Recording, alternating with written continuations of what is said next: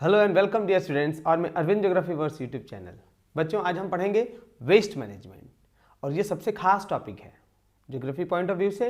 इससे question definitely पूछे जाते हैं और जो इसमें हम टॉपिक सबसे खास और सबसे इंटरेस्टिंग जो कवर करने वाले हैं वो मैं आपको पहले बता दूं। इसमें देखो, आप सबसे पहले कवर करोगे आप सेग्रीगेशन, जो फेवरेट क्वेश्चन है, फिर ड्राई और वेट वेस्ट और इन दोनों में डिफरेंस। ओके, इन दोनों में क्या डिफरेंस है ये भी हमको देखना होता है।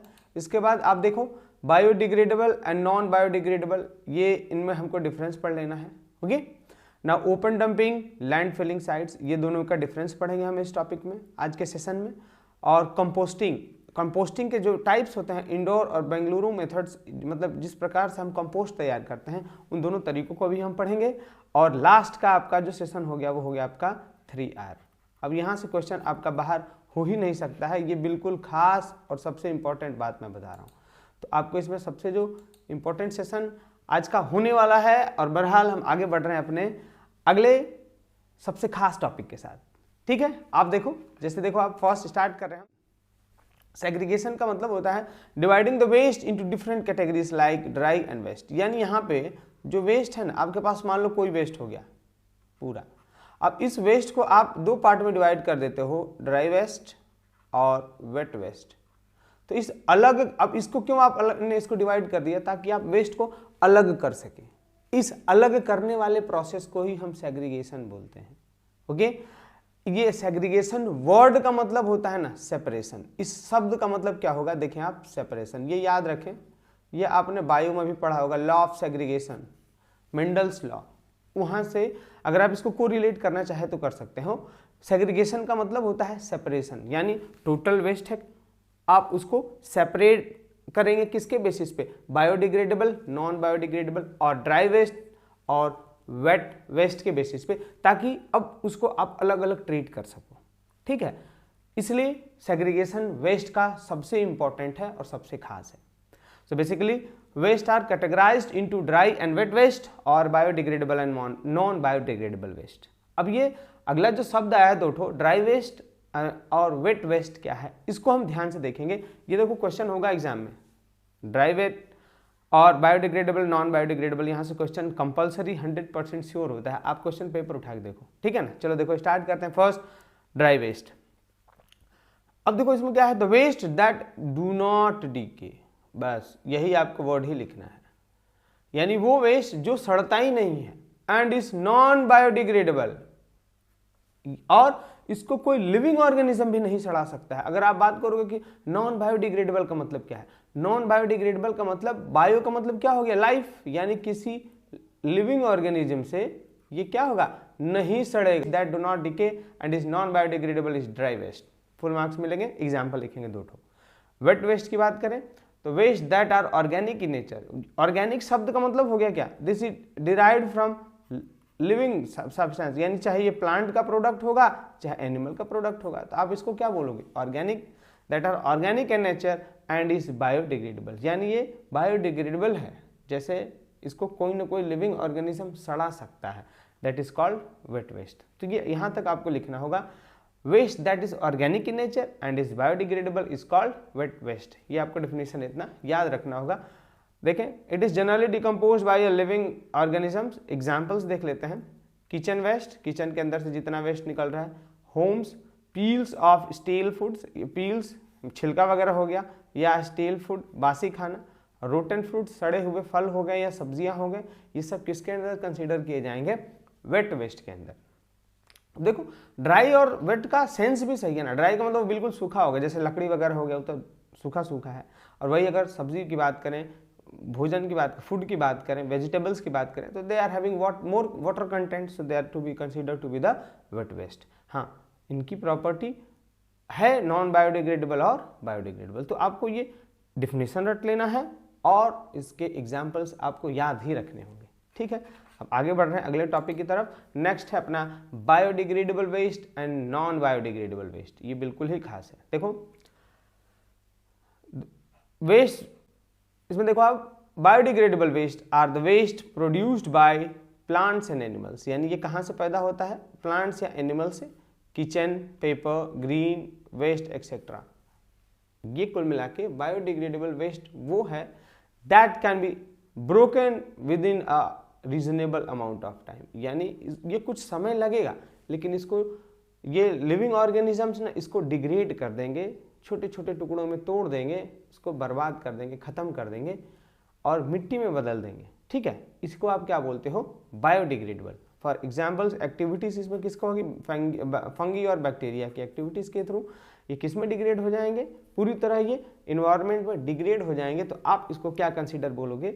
आप इसको क्या बोलोगे? Biodegradable waste. ठीक है, वही अगर नॉन बायोडिग्रेडेबल वेस्ट की बात करें तो आप में सिर्फ इतना ही लिखना है, the waste which are non degraded by living organisms are non biodegradable waste. Example plastic हो गया, ग्लास हो गया, सिंपल है। यानी जिसको लिविंग ऑर्गेनिज्म डिग्रेड कर दें बायोडिग्रेडेबल, जिसको नहीं कर पाए वो नॉन बायोडिग्रेडेबल। आगे बढ़ रहे हैं सेग्रीगेशन। यहाँ देखो, अब सेग्रीगेशन क्या है? सेग्रीगेशन वर्ड का मतलब होता है separation.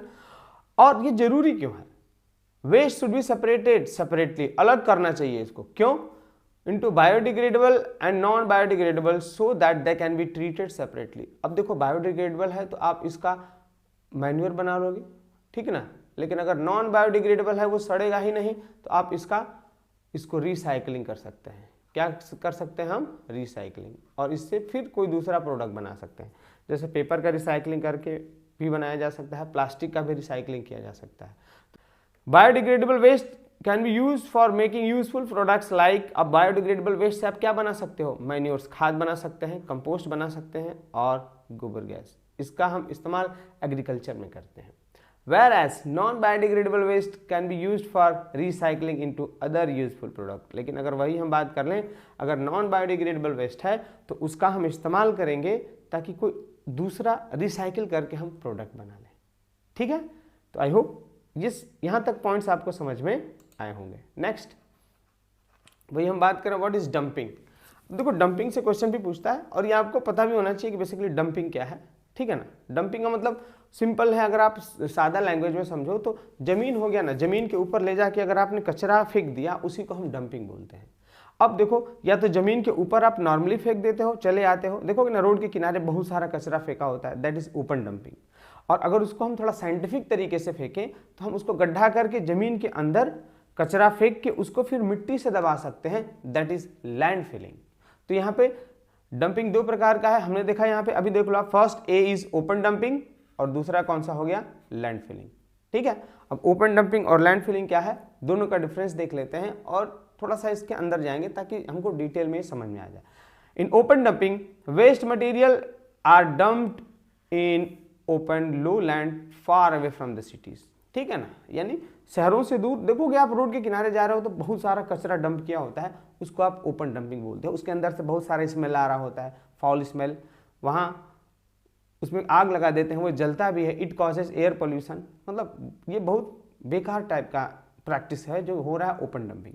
This is not environmental friendly, ये इन्वायरमेंटल फ्रेंडली नहीं है, नुकसान करता है। इट इज चीप मेथड, सस्ता है क्योंकि ज़्यादा खर्च भी नहीं लगना है, सिर्फ वहाँ फेंक के चले आना है। And do not need any planning, कोई प्लानिंग की भी जरूरत नहीं है, बस गए फेंक दिए चले आए, पैसा भी बच गया अपना।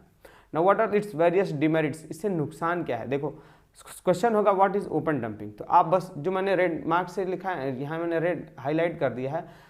इन this method waste material are dumped into open low land far away from the cities. This is not environmental friendly, this is cheap method and do not need any planning. आप इतना लिखना होगा, ठीक है ना। इसके डिमेरिट्स क्या है? इट स्पॉइल्स द साइट्स, यानी वो देखने में, जो जहाँ ये डंप हो जाता है ना कचरा, वो देखने में बहुत गंदा लगता है। Next, it becomes place become the breeding site of mosquitoes. बोला है कि वहाँ पे अब कचरा सड़ रहा है तो वहाँ पे मक्खियाँ, मच्छर, इंसेक्ट्स, बाकी क्या करते हैं ना, वहाँ पे वो ब्रीड करने लगते हैं, मतलब अपने अंडे बच्चे देने लगेंगे, वहीं उनको न्यूट्रिशन मिल जाता है, इसलिए वो वहाँ पे बहुत ज़्यादा वो कंसंट्रेट हो जाते हैं। It gives foul smell, foul smell का मतलब बहुत गंदा स्मेल करता है, बहुत दूर से स्मेल करता है। इट पोल्यूट्स सॉइल, वहाँ का जो सॉइल है उसको पोल्यूट करेगा। अगर रेनफॉल हो गया तो सारा गंदगी बह के वाटर में चला जाएगा, तो it will pollute water source also and soil also. ठीक है, तो सारा बहुत पोल्यूशन करता है। It will even cause air pollution also. ये कौन सा पोल्यूशन करेगा? Air pollution. अगर देखो ज़्यादातर देखोगे आप तो वहाँ पे उसमें आग लगा देते हैं, बहुत काफ़ी दिन तक धुआं निकल रहा होता है, इट कॉजेस एयर पोल्यूशन। हमारा जो ग्राउंड वाटर है और जो छोटे छोटे वाटर बॉडीज सरफेस पे प्रेजेंट है, जैसे पॉन्ड हो गया, मान लो उसके बगल में कोई पॉन्ड है या रिवर चल रही है, वहाँ पे अगर रेनफॉल हुआ ना तो सारा कचरा और उसके अंदर का ये पूरी माइक्रो ऑर्गेनिज्म वगैरह बह के आ जाते हैं जो बीमारी कॉज करते हैं। So it is very bad practice. This method waste is packed, यानी वेस्ट को हम पैक करते हैं, dumped daily at the site and is covered with earth to prevent insects और रोडेंट्स। यानी आप गड्ढा कर लेते हो पहले, फिर उसमें कचरा को डंप कर लेते हो, डंप कर लिया, फिर ऊपर से हम इसे मिट्टी से दबा देते हैं। ठीक, अब ऐसा कर देने से इंसेक्ट्स और रोडेंट्स उसके अंदर नहीं जाते हैं तो बीमारी भी नहीं फैलेगी, प्रदूषण कम हो जाता है, ना के बराबर। आप देखें, waste is then subjected to bacterial decomposition. अब जो वेस्ट है ना, अब आपने उसको मिट्टी से ऊपर से दबा दिया है तो अब अंदर बैक्टीरिया काम करना स्टार्ट कर देता है and it causes minimum damage. सबसे कम नुकसान वातावरण को ये पहुंचाता है। In sanitary landfill biological method of deposition the waste is used. अब देखो, आप जब सैनिटरी लैंडफिल होता है ना, उसमें हम बायोलॉजिकल मेथड लगाते हैं उस वेस्ट को डिकम्पोज करने का। अब वो देखो, जो वेस्ट होता है ना वो डिकम्पोज हो जाता है धीरे धीरे समय के साथ, और उसमें क्या क्या प्रोसेस होते हैं हम उसको पढ़ लेते हैं अभी, ठीक है ना।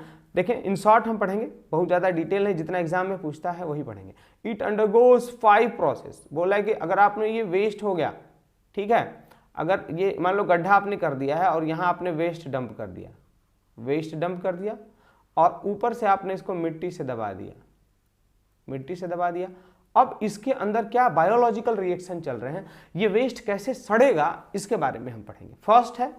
First phase of aerobic bacteria. अब देखो, इन पहले फेज में क्या होगा ना कि जितना इसके अंदर ऑक्सीजन प्रेजेंट होगा, अभी आपने हाल ही में दबाया है मिट्टी से तो वहां हवा होगी ना, हवा के अंदर ऑक्सीजन होगा, तो उसको बैक्टीरिया, जो एरोबिक बैक्टीरिया है, यानी in the presence of oxygen, वो उस जितना भी इसके अंदर ऑर्गेनिक वेस्ट है उसको डिकम्पोज करेगा।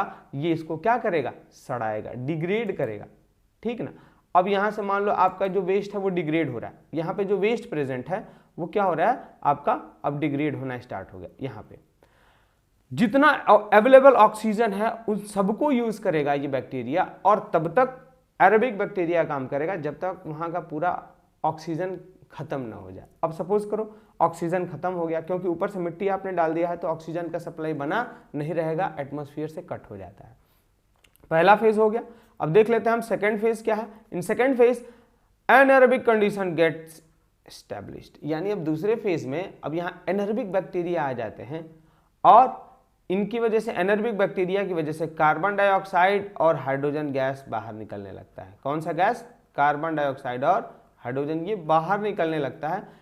किन बैक्टीरियाज की वजह से, एनारोबिक बैक्टीरिया। अब ये एनारोबिक बैक्टीरिया उस वेस्ट को डिग्रेड करना स्टार्ट करते हैं, सड़ाना स्टार्ट कर देते हैं। अब देखो आप थर्ड फेज में क्या हो रहा है। इन थर्ड फेज मेथनोजेनिक बैक्टीरिया, हाँ सबसे खास। अब यहाँ पे देखो कौन सा बैक्टीरिया आ गया, मीथेन, यानी मीथेन को छोड़ने वाला बैक्टीरिया आ गया, CH4। और ये कौन सा है, ये एक एनारोबिक बैक्टीरिया, ये भी है एनारोबिक बैक्टीरिया। कौन सा बैक्टीरिया है, एनारोबिक बैक्टीरिया। अब यहाँ मेथनोजेनिक बैक्टीरिया आ गया, और पहले एरोबिक कंडीशन था, हवा खत्म हो गया, अब एनारोबिक कंडीशन था, वहाँ भी हाइड्रोजन कार्बन डाइऑक्साइड स्टैब्लिश हुए। उसके बाद यहाँ पे मेथनोजेनिक बैक्टीरिया आता है, और यहाँ से जितना भी ऑर्गेनिक मैटर उसके अंदर बचा होता है ये इसको डिग्रेड करता है, और उसके अंदर से कौन सी गैस निकलेगी फिर, मीथेन। आप बताएं, इसीलिए क्या जो लैंड फिलिंग साइट है उसके ऊपर हमको घर बनाना चाहिए, नहीं, काफ़ी दिन के बाद बनाना चाहिए, क्योंकि उसके अंदर से हमेशा मीथेन गैस निकलता है और जो बहुत नुकसानदायक होता है, ठीक है। अब ये मीथेन गैस ऑर्गेनिक मैटर जो है ना वहाँ पे उसके सड़ने से निकल रहा है, और कौन बैक्टीरिया निकाल रहा है उसको, मिथेनोजेनिक बैक्टीरिया। अब फोर्थ फेज में देखो आप क्या हो रहा है। In fourth phase the methanogenic bacteria activities become established, यानी अब यहाँ पे बहुत तेजी से ये मिथेनोजेनिक बैक्टीरिया वहाँ से क्या इवॉल्व करेगा, मीथेन गैस, ठीक है। अब ये मीथेन गैस निकलती है जब वहाँ से, तो अब यहाँ से जब मीथेन गैस ज़्यादा अमाउंट में निकलने लगती है ना, तो ऊपर से अब स्लोली इसके अंदर पेनिट्रेट होना स्टार्ट करता है ऑक्सीजन। अब सबसे लास्ट और ख़ास बात क्या होता है, ऑर्गेनिक मैटर डिप्लीट्स, पूरी तरह ख़त्म हो जाता है, और ये जो पूरा सिस्टम है ना ये फिर किस में कन्वर्ट हो जाता है, एरोबिक सिस्टम में, ठीक है। जिस पोर से, जहाँ से जब मीथेन बाहर निकलेगा ना तो वहाँ पे अब धीरे धीरे समय लगता है, उसी जगह से ऑक्सीजन पेनिट्रेट करना स्टार्ट करता है, और ये पूरा ऑर्गेनिक मैटर डिकम्पोज हो जाता है और सिस्टम फिर एरोबिक में कन्वर्ट हो जाता है। तो 5 स्टेप्स थे। आई होप आपको 5 स्टेप समझ में आए होंगे। नाउ एडवांटेज, इसका फायदा क्या है ये भी पूछता है। अब देख लो, अब जमीन के अंदर है, it is free from air pollution, किसी प्रकार का एयर पॉल्यूशन नहीं है। It is free from fire hazard, यहाँ आग नहीं लगेगा, क्योंकि ओपन डंपिंग में आप देखो शहरों से दूर कचरा फेंक के लोग उसमें आग लगा के चले जाते हैं, आग फैल भी जाता है। मिनिमम हेल्थ डैमेज, यानी यहाँ पे कोई हेल्थ डैमेज होगा ही नहीं। जितने भी फ्लाइज यानी मक्खियाँ चूहे हैं ये वहाँ पहुँच ही नहीं पाएंगे और ब्रीड नहीं कर पाएंगे। उसका सबसे बड़ा रीज़न क्या है? उसका सबसे बड़ा रीज़न है यहाँ पे, क्योंकि वो ब्रीड नहीं कर पाएंगे। अब जब जो कचरा है वो मिट्टी के अंदर ढका हुआ है, तो लिविंग ऑर्गेनिजम्स जैसे ये रोडेंट्स हो गए, फ्लाइज हो गए, रैट्स हो गए, बेसिकली वो वहाँ पहुँच नहीं पाते हैं, नहीं ब्रीड कर पाते हैं। इसलिए इनकी वजह से जो वहाँ बीमारी फैलने का चांस है वो बिल्कुल कम होता है। ठीक है, आगे देखते हैं। अगला टॉपिक है अपना plantation at land filling sites. यानी अब देखो आपने लैंड फिलिंग साइट तो कर दिया, अब वहाँ पे किस प्रकार के हम प्लांट लगाएंगे। अब बेसिकली हम प्लांट क्यों लगाते हैं, अगर यहाँ से क्वेश्चन हुआ, टू प्रिवेंट इरोजन। अब मान लो कि जैसे मान लो आपने यहाँ पे लैंडफिल साइट बना दिया, नीचे है, ठीक, ऊपर आपने यहाँ मिट्टी डंप कर दिया। अब मान लो बहुत भयंकर अगर रेनफॉल होगा तो ये पूरा मिट्टी तो बह जाएगा, तो नीचे से ये कचरा दिखने लगेगा। इसलिए ऐसा न हो, हम उसके ऊपर कुछ प्लांट्स लगा देते हैं, उन्हीं प्लांट्स के बारे में हम पढ़ लेते हैं। ठीक है ना। लोकली अडेप्टेड बोला है कि वहाँ का जो लोकल प्लांट होगा उसको लगाएंगे, विच इज़ नॉट एडेबल, जिसको हम खाते ना हो। ठीक है ना। और जिसका रूट 30 सेंटीमीटर से नीचे न जाए, जिसको न्यूट्रिएंट की भी कम जरूरत पड़े, और वो पास लगाएं ताकि सॉइल इरोजन रोके। Okay, sufficient density requirement should be planted with sufficient density, यानी डेंसिटी जो उसकी है वहाँ पे क्या हो, कम होनी चाहिए, पास प्लांट होना चाहिए। ठीक है ना। मान लो अगर ये ज़मीन हो गया, यहाँ पे अगर प्लांट पास है, तो अगर रेनफॉल होगा ना तो ये मिट्टी को कुल मिला के हमको ये ऊपर वाली जो मिट्टी है ना इसको बचा लेना है आपको, वरना ये पूरा फिर से कचरा दिखने लगेगा। इसीलिए हम इसके ऊपर प्लांट्स लगाते हैं। Waste from schools, shops, college, ये देखो आप, school, shops, college, office, restaurant etcetera is municipality waste. यानी म्यूनिसिपालिटी के अंदर आने वाले जितने भी जगह हैं, ऑफिस हो, स्कूल हो, रेस्टोरेंट हो, हॉस्पिटल हो, उसका जो वेस्ट आएगा ना, आप उसको एक साथ क्या बोलते हो, म्यूनिसिपालिटी वेस्ट। आपको उसके लिए क्या करना है, वेस्ट, गवर्नमेंट बहुत एक्टिव है। ठीक है, तो वो क्या कर रही है अभी देखो।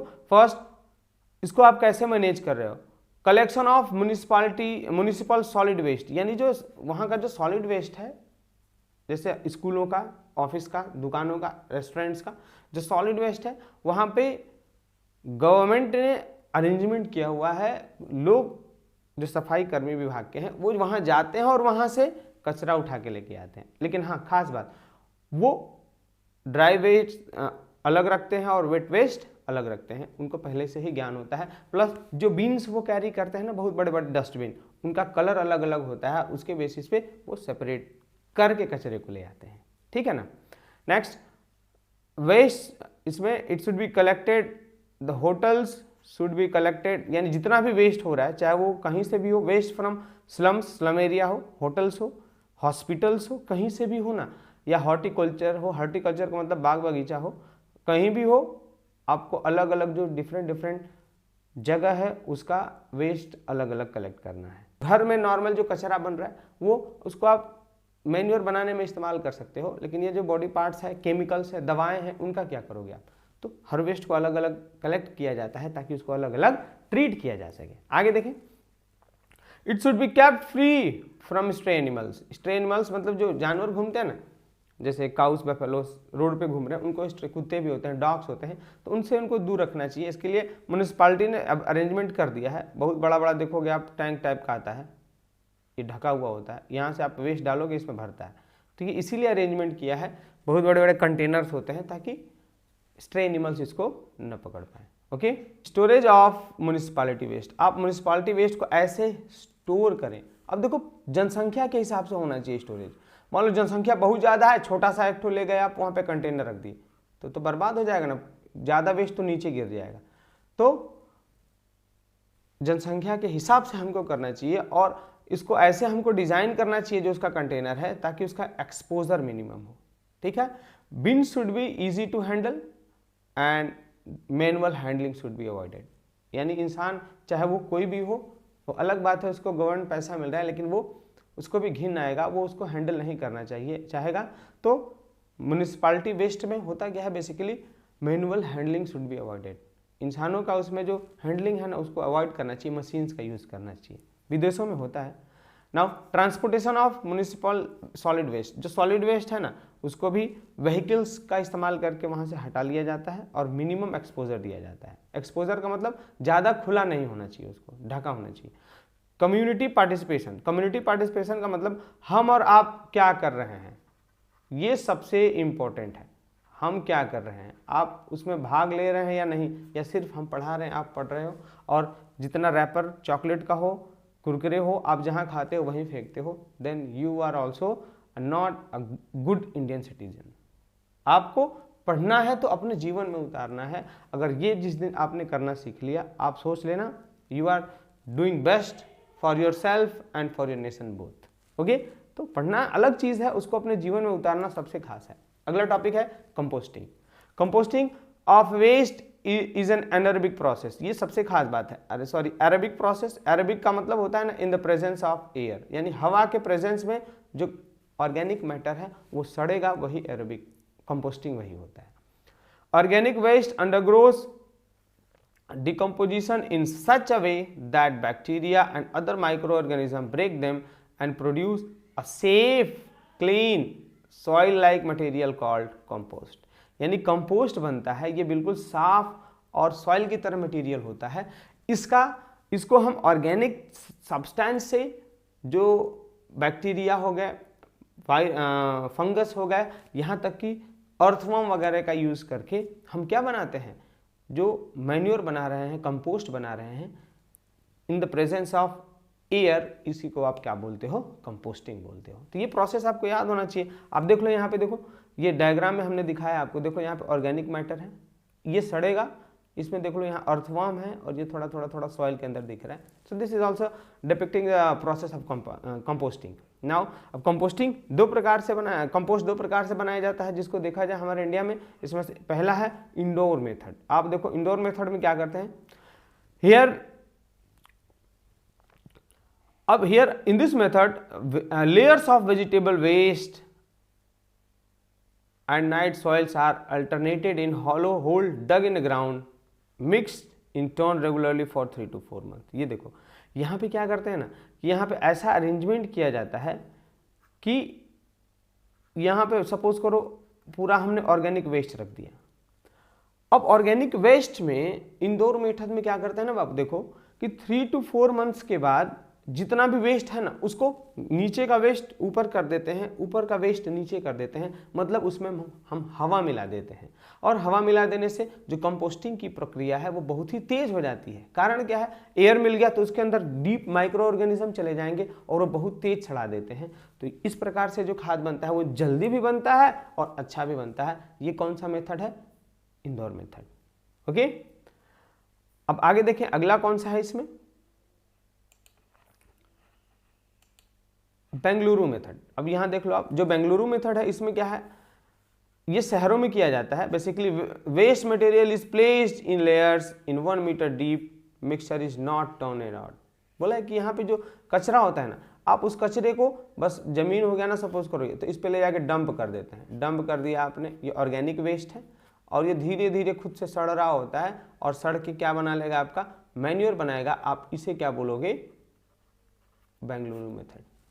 तो हमने देखा था इसे इंडोर मेथड में हम उसको मिक्सअप कर रहे होते हैं एयर के साथ, हवा के साथ उसको मिला रहे होते हैं ना, ताकि जल्दी सड़ जाए। लेकिन बेंगलुरु मेथड में ऐसा नहीं है। ठीक है, दोनों में डिफरेंस हो गया। Now advantage of composting. ये देखो आपको कंपोस्टिंग बार बार पूछता है, इसमें से फर्स्ट क्या है एडवांटेज, देखें आप advantage of composting, it increases the soil nutrient. यानी ये जहाँ अगर कंपोस्ट है या कंपोस्टिंग जहाँ पे हो रही है वहाँ पे सॉइल का न्यूट्रिएंट बढ़ने लगता है और वाटर होल्डिंग कैपेसिटी बढ़ती है। ठीक है ना, वाटर होल्डिंग कैपेसिटी क्यों बढ़ेगी, क्योंकि इसमें जो सॉइल है ना उसके अंदर किसका अमाउंट बढ़ रहा है, ऑर्गेनिक सब्सटेंस का अमाउंट बढ़ रहा है। तो सॉइल का वाटर होल्डिंग कैपेसिटी बढ़ेगी। इट सप्रेसेस प्लांट डिसीज, यानी जितने भी प्लांट की बीमारियां हैं ना, इसको जैसे फंगी वगैरह जिससे जो रोग हो रहे हैं प्लांट्स के अंदर, उनको ये दबा देता है, नहीं होने देता है। It rejuvenates poor soil. Rejuvenates का मतलब होता है ना, जैसे फिर से बोलते हैं हम, मतलब दोबारा जवान कर देना। ऐसा क्यों होता है? क्योंकि पूरा न्यूट्रिएंट भर देता है सॉइल के अंदर में, तो उसको बहुत ज़्यादा पावर उसका बूस्टअप हो जाता है सॉइल का, जिससे हम क्या बोलते हैं, it rejuvenates. Increases water holding capacity, यानी पानी को होल्ड करने की क्षमता बढ़ाता है, जिससे कि आपका सॉइल इरोजन रुक जाएगा। ठीक है। Saves money of the farmer, यानी ये किसानों का पैसा बचाता है। कैसे? अब आपको ज़्यादा पानी नहीं देना होगा, कम खाद देना होगा और कम पेस्टिसाइड देना होगा, क्योंकि it fight against pest, it enhances manure और fertility of the soil and it increases the water holding capacity of the soil. इससे सबसे ज़्यादा फायदा किसको हो जाता है? किसान को हो जाता है। ठीक है, आगे बढ़ते हैं हम। इंक्रीनेशन, ये क्या आप देखें, इंक्रीनेशन इज द प्रोसेस। देखो इंक्रीनेटर आप देखे होंगे डेड बॉडीज में, कोरोना में आपने देखा होगा, डेड बॉडीज को लोग जलाने के लिए इंक्रीनेटर का यूज करते हैं। उसमें वो छोटा सा घर जैसा होता है, उसमें बहुत टेम्परेचर या आग जल रही होती है, उसमें डेड बॉडीज को अंदर ले जाते हैं, तुरंत जल के खत्म हो जाती है। यानी किसी भी चीज़ को जब आप एक ज़्यादा तापमान यानी 200 डिग्री सेल्सियस टेम्परेचर के आसपास हीट करेंगे, तो उसके अंदर के जितने भी माइक्रोब वगैरह हैं सब खत्म हो जाएंगे। प्लस वो बहुत हाई टेम्परेचर पे जब आप जला रहे हो ना, तो उसमें से सिर्फ कार्बन डाइऑक्साइड और वाटर वेपर गैस निकलते हैं मैक्सिमम, जिससे कि सफाई अगल बगल का जितना वेस्ट है उसका साफ हो जाएगा, प्लस उसका इस्तेमाल किसी और रूप में किया जा सकता है उस हीट का। आगे देखें, इसमें हम क्या देखते हैं। It is the process of controlled high temperature oxidation, oxidation यानी जलना, of primary organic compounds that release thermal energy, यानी इसमें से क्या निकलेगा आपको? हीट निकलेगा, कार्बन डाइऑक्साइड और वाटर, यही तीन चीज निकलता है इंक्रीनेटर में से। क्या निकलेगा? Heat plus carbon dioxide plus water. तो बाकी जो गंदगी है वो नहीं निकल रही है, इसलिए इंक्रीनेटर प्रचलन में है। आगे देखें, we may say that incineration involves burning of waste at very high temperature. ये सिंपल लैंग्वेज में हो गया, इसको आप रट लेंगे। एडवांटेज, इसका फायदा क्या है? It is useful to deal with large quantity of waste, बहुत ज्यादा जो वेस्ट है ना, उससे हम डील करने में इसका इस्तेमाल करते हैं। बहुत ज़्यादा टेम्परेचर करके जितना भी वेस्ट हो आग में गिरा दो, सब जल गया, CO2 और H2O निकलेगा। आप बोल सकते हो कि सर इससे तो CO2 निकल ही रहा है। हाँ देखो, CO2 निकल रहा है, लेकिन बाकी जो अदर पॉल्यूशन है, जैसे soil pollution, water pollution plus spreading up of disease, ये इससे नहीं होती है, इसलिए इसका इस्तेमाल करते हैं। It avoid littering of waste. Littering का मतलब, जैसे मान लो अगर देखा होगा आप लोगों ने, जैसे बहुत सारा अगर कहीं कचरा डंप है, उसमें सपोज करो सब्जी के छिलके वगैरह हैं, ठीक। अब कोई गाय गया या बफेलो गया और वो उसको पा गया, वो प्लास्टिक के अंदर है, तो वो उसको लीटर करना स्टार्ट करता है, छींटना स्टार्ट कर देता है, बिखेरना स्टार्ट कर देता है। कुत्ते वगैरह हैं वो भी आपस में लड़ाई करके उसको पूरा बिखेर देते हैं रोडों पे। तो अगर जला दोगे आप तो वो लिटरिंग नहीं होगा, ये खास बात है। हजार्डस वेस्ट, हजार्डस का मतलब खतरनाक, दैट कैन बी डेल्ट, यानी जिससे ज्यादा नुकसान हो हमको, that with large quantity of waste can be dealt with this process. It kills all pathogenic organism, यानी जितना भी लिविंग ऑर्गेनिज्म है, अगर आपने उसको आग में डाल दिया तो वो बचेंगे क्या? वो पूरी तरह जल जाएंगे। तो ये बहुत शानदार तरीका है वेस्ट को ट्रीट करने का। डिसएडवांटेज क्या है ये भी देख लेते हैं। First, it is quite expensive, आपको इसकी पूरी व्यवस्था करनी होगी। या तो अगर आप इलेक्ट्रिसिटी का यूज कर रहे हो तो बिल ज्यादा आएगा, लकड़ी का इस्तेमाल करेंगे तो पैसा खर्च करना होगा। सेकेंड, इट जनरेट्स वेस्ट, इसके अंदर से भी CO2 निकल रहा है, राख निकलेगा, ठीक है ना। Produces gas which causes pollution, ये तो हम पहले ही बोल रहे थे, इसका सबसे बड़ा ये ड्रॉबैक है। It uses large amount of fuel, बहुत ज्यादा इसको ईंधन चाहिए। आप खुद बोल रहे हो, देखो इस प्रोसेस में है इंक्रीनेशन में we use, incineration is done at very high temperature, बहुत ज्यादा तापमान पे करते हैं। तो उतना ज्यादा तापमान पाने के लिए आपको क्या चाहिए? ज्यादा ईंधन की जरूरत होगी, ज्यादा फ्यूल की जरूरत होगी। ओके, नेक्स्ट लास्ट प्रोसेस है इसमें 3 R's। देखो ये क्वेश्चन में आपसे आ सकता है कि 3 R क्या है, आप इसका फुल फॉर्म लिखें। तो प्लीज इसका सीक्वेंस गलत नहीं होना चाहिए। पहले आपको लिखना है रिड्यूस, फिर लिखना है रीयूज, इसके बाद फिर क्या लिखना है आपको? रिसाइकिल, फिर क्या लिखना है आपको? रिसाइकिल। क्लियर?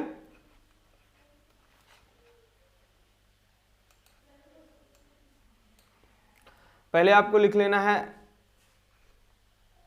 देखें आप, पहले आपको लिख लेना है रिड्यूस, उसके बाद लिख लेना है रीयूज। सीक्वेंस क्लियर होना चाहिए, सीक्वेंस अगर आप आगे पीछे करोगे तो गलत हो जाएगा। लास्ट प्रोसेस है रिसाइकिल। अब इसमें हम देख लेते हैं क्या है वेस्ट को ये डील करने का तरीका है, यानी जितना भी कचरा है आप इस 3R के प्रोसेस से उस वेस्ट को कम कर सकते हैं, उसका असर मिनिमाइज कर सकते हो। तो इसलिए क्वेश्चन हो सकता है। Full form 3Rs, reduce, reuse and recycle. अब रिड्यूस क्या है इसको देख लेते हैं। वेस्ट का हम अमाउंट, मात्रा हम कम कर सकते हैं। कैसे? First, by the change in the process, यानी आप प्रोसेस बदल के इसका जो मात्रा है ना वो कम कर सकते हो। कैसे? Industrial change can be made by changing the material used, यानी जो आपने मटेरियल यूज किया है उसका आप उसको चेंज करके, उसको परिवर्तन करके, उसके तरीके में चेंज करके आप जो कचरा बन रहा है ना उसका अमाउंट रिड्यूस कर सकते हो। To make the fish by using the input material more efficiently. अगला क्या है आप कर सकते हो कि जो कचरा है उसको ज़्यादा एफिशिएंटली इस्तेमाल करके आप जो वेस्ट बन रहा है उसको कम कर सकते हो। सेकेंड प्रोसेस है इसमें वेस्ट कंसंट्रेशन। कंसंट्रेशन का मतलब मान लीजिए अगर कोई लिक्विड वेस्ट बहुत ज़्यादा बन रहा है तो आप उसको हीटअप करके उसको गाढ़ा कर सकते हैं और उसका अमाउंट कम कर सकते हैं। Amount of liquid waste can be done by concentration और प्रेसिपिटेशन, ठीक है ना, प्रेसिपिटेट करके या कंसंट्रेट करके हम उसकी मात्रा को कम कर सकते हैं। अगला है सेग्रीगेशन ऑफ वेस्ट, सेपरेट करके जो हजार्डस वेस्ट है यानी ज़्यादा नुकसान कर रहा है, जो नॉन हजार्डस वेस्ट है उससे हम अलग करके भी इसका अमाउंट कम कर सकते हैं। फिर इसके बाद reusing the waste. Reusing the waste में देखो भैया क्या करते हो आप, जो वेस्ट है उसको आप फिर से रीयूज कर सकते हो। एग्जाम्पल ले रहे हैं, जैसे आप बर्थडे के दिन अपने एक बहुत बड़ा बॉक्स होता है उसमें चॉकलेट भर के ले आते हो, ठीक ना, इतना बड़ा पूरा चॉकलेट भरा है, चॉकलेट खर्च हो जाने के बाद आप इस बॉक्स को फेंक दोगे, इसकी बजाय आप इसको किचन में दे दो मम्मी को, मम्मी इसके अंदर दाल वगैरह चावल वगैरह रख सकती है। ये इसका रीयूज का प्रोसेस हो गया। Waste can be reuse without discarding it, यानी इसको फेंके बिना आप उसका फिर से दोबारा यूज कर लो। Many materials like glass, metals, plastic, clothes can be used in our daily life. दूसरा एग्जाम्पल ले लेते हैं ओल्ड टायर्स, यानी पहले लोग टायर्स का इस्तेमाल करते थे चमड़े का, किस लिए? चप्पल्स बनाया करते थे। अब तो कोई पहनता नहीं है, लेकिन पहले चप्पल्स, शूज और वाटर बैग्स ये किसके बनते थे? पुराने टायर्स के, जिससे कि जो पुराना टायर है उसका हम रीयूज कर ले रहे थे, ठीक है ना।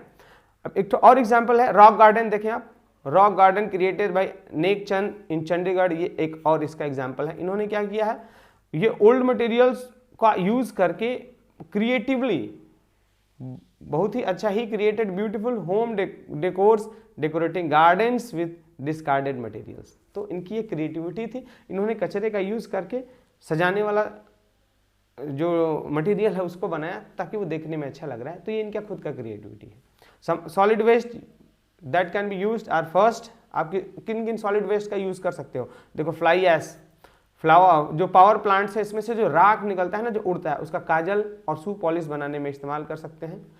फ्लाई ऐश का use for making cement, making road, filling up low areas. तो ये खास है, आप इसको याद रखेंगे। ओके, इसमें है आपका अगला पॉइंट कौन सा है? रिसाइकिल। रिसाइकिल में क्या करेंगे, ये इंपॉर्टेंट है। This is the process of changing the waste and non usable material into potentially useful material is called recycling.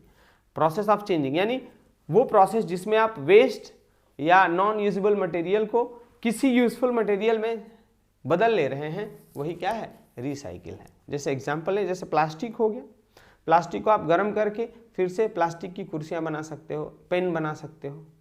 Paper हो गया, पेपर जैसे आप जो पेज बिल्कुल साफ वाला यूज करते हैं ना, इसका रिसाइकिल करके हम रफ शीट के लिए पेज बना सकते हैं। उस रफ वाले का इस्तेमाल करके फिर से उसको रिसाइकिल करके जो फ्लिपकार्ट वगैरह में पैक होके सब्सटेंस चीज़ें भेजता है फ्लिपकार्ट, वो इस्तेमाल कर सकते हैं। तो ऐसे रिसाइकलिंग करने से ना हमारे नेचुरल रिसोर्स बचते हैं। चलो आप देख लो, रिसाइकलिंग रिड्यूसेस द कंजप्शन, यानी जो रिसाइकलिंग है वो क्या? It reduces the consumption of raw material and energy uses and also reduce air and water pollution. आपको रिसाइकलिंग क्या है और उसका 3 बेनिफिट याद रखना है। यानी हमारा रॉ मटेरियल का कंजप्शन बढ़ा रहा है और हमारे नेचुरल रिसोर्स को बचा रहा है, एयर और वाटर पॉल्यूशन को कम कर रहा है। बगासे यूज्ड बाय, बगासे आपको याद होगा, बगासे जो उसका हार्ड पार्ट बच रहा है, by sugar cane is used to make paper pulp, cardboard, उसका हम और हमारे पेड़ों को, मतलब अगर देखो आप किसी चीज़ का रिसाइकिल कर रहे हो ना, तो वो हमारे किसी न किसी मटेरियल का यूज़ करेगा। अगर आप कार्डबोर्ड बना रहे हो तो आप पेड़ से ही बनाओगे, उससे अच्छा बगासे का इस्तेमाल कर लेते हैं। तो हम रिसाइकिल करके ऐसा कर सकते हैं। Plastic can be recycled to make useful products like, देखें आप चेयर्स, ओके, ये देख लें आप, एक इसका एग्जाम्पल है, professor R Vasudevan, he used plastic waste to construct road, it can be use for making other plastic material also. तो ये आप एग्जाम्पल देखें, इन्होंने जो प्रोफेसर आर वसुदेवन थे, इन्होंने रोड बनाया था किसका इस्तेमाल करके, प्लास्टिक का। तो ये प्लास्टिक का हम रीयूज करके कहीं ना कहीं कुछ अच्छा बना सकते हैं, जिससे हमारे इन्वायरमेंट में प्लास्टिक का अमाउंट कम हो जाए, प्लस आप नेचुरल रिसोर्सेज को भी बचा सकते हो। सो आई होप आपको ये सब समझ में आया होगा। अब देख लेते हैं इन्वायरमेंटल प्रोटेक्शन एक्ट 1986, ये खास है। अब ये सेंट्रल गवर्नमेंट ने कोऑर्डिनेट किया है और इसने बोला है कि स्टेट गवर्नमेंट्स को कि भाई आप देखो, आप ऐसा प्रोग्राम लॉन्च करें जिससे कि क्या हो, control and abatement of environmental pollution, यानी इन्वायरमेंटल पोल्यूशन पे कंट्रोल किया जा सके और उसको रोका जा सके। किसको, इन्वायरमेंटल पोल्यूशन को। ये बोलता है कौन सा act, environmental protection act 1986। So I hope आपको ये सारे पॉइंट्स क्लियर हो गए। सो प्लीज़ अगर आप न्यू व्यूअर हैं तो सब्सक्राइब करें मेरे चैनल को, और अपने 8, 9, 10th के जो भाई बहन हैं उनको भी मेरा चैनल शेयर करें please. Thank you, have a nice day, जय हिंद।